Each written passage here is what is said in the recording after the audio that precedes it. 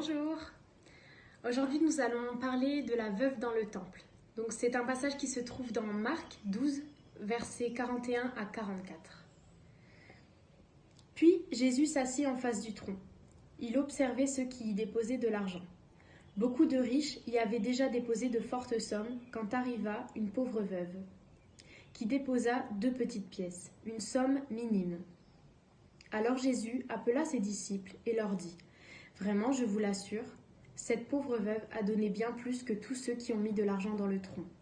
Car tous les autres ont seulement donné de leur superflu. Mais elle, dans sa pauvreté, a donné tout ce qu'elle possédait, tout ce qu'elle avait pour vivre. Donc avec ce passage, j'aimerais faire le lien avec 3 différents types de sacrifices. Mais avant cela, j'aimerais que l'on voie la définition du mot sacrifice, qui est un renoncement ou une privation volontaire. Et le mot volontaire, je trouve qu'il a toute son importance. Donc le premier type de sacrifice, c'est forcément le sacrifice en argent.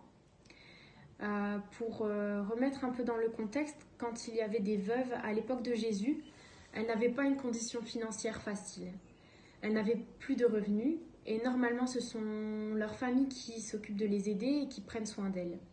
Mais quand les veuves n'avaient pas de famille ou que celles-ci décidaient de ne pas suivre les recommandations de l'Église, les veuves se retrouvaient seules et sans revenus. Donc on peut un peu plus imaginer la condition et le sacrifice que cette femme a fait avec ces 2 petites pièces.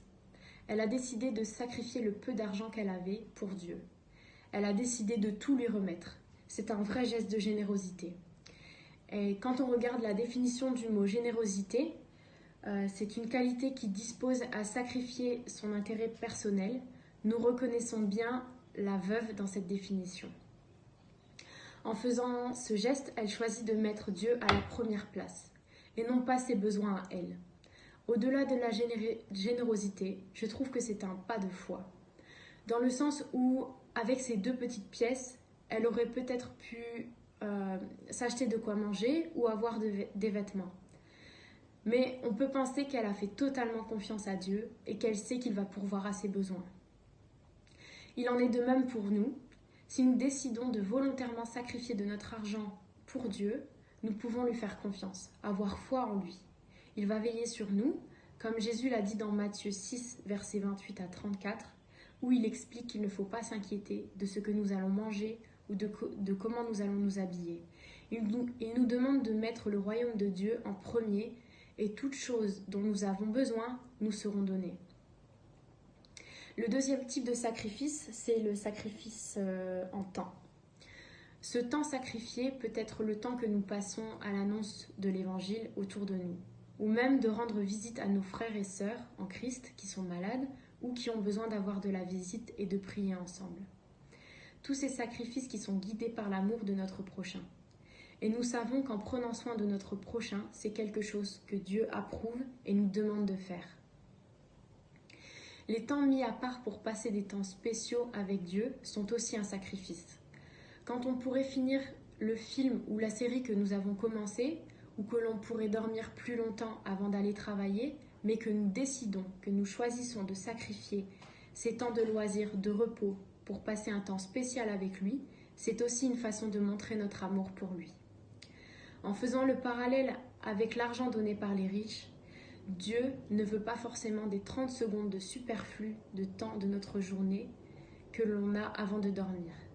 Il veut une relation où il est mis à la première place et que l'on choisit de volontairement passer avec lui. Un temps à part, un temps que l'on choisit de sacrifier, quelque chose qui nous coûte et que nous avons la volonté de donner à Dieu. Le troisième type de sacrifice, c'est le sacrifice en confort. Quand on jeûne, je pense que c'est un sacrifice de confort, car nous ressentons la faim. C'est parfois inconfortable, mais quand nous décidons de prendre des temps pour jeûner, c'est aussi mettre Dieu en premier. Nous avons la volonté d'être plus proches de lui. Également, quand on parle de sacrifice, de confort, on peut évidemment parler des missions. Quand on choisit d'aller servir Dieu, loin de sa famille, de ses amis, de son église, du type de nourriture auquel nous avons l'habitude, du confort que l'on a dans une maison, ou le confort médical que l'on a dans son pays d'origine. Tout ça sont des sacrifices guidés par l'amour que nous avons pour Dieu. Alors je ne dis pas que tout le monde doit partir à l'étranger, mais cela fait partie des types de sacrifices. Dieu ne nous demande pas à tous de grands sacrifices. Il demande des sacrifices qui viennent du cœur. Quelque chose qui nous coûte, qui prend la place de notre intérêt personnel, mais qui est guidé par l'amour que nous avons pour lui, avec joie, qui se fait avec volonté, comme la définition du sacrifice nous l'explique. Dieu voit au cœur. Mais si tu penses que mettre ton réveil 5 minutes plus tôt, ce n'est pas assez, c'est déjà un sacrifice guidé par l'amour que tu as pour Dieu. Les 10 € que tu choisis de mettre dans la dîme plutôt que dans la boîte de tes futures vacances, c'est aussi un sacrifice guidé par l'amour. Je pense que chacun peut sacrifier de son temps, de son argent et de son confort pour Dieu. Ce n'est pas toujours facile, mais si tu as du mal à faire ces sacrifices, ou si cela te fait peur, prie, demande conseil, demande des témoignages pour voir comment Dieu agit dans la vie de ceux qui ont décidé de sacrifier quelque chose pour Dieu. Je peux terminer en parlant du plus beau des sacrifices guidés par l'amour qui existe, celui que Jésus a fait sur la croix pour nous sauver. Il a sacrifié sa vie pour nous libérer de nos péchés. En sacrifiant notre argent, notre temps, notre confort, c'est aussi une façon de montrer à Dieu notre reconnaissance. Je vous remercie pour votre temps et votre écoute. Je vous souhaite à tous une bonne journée. Je pense bien à vous. Soyez bénis et à très bientôt.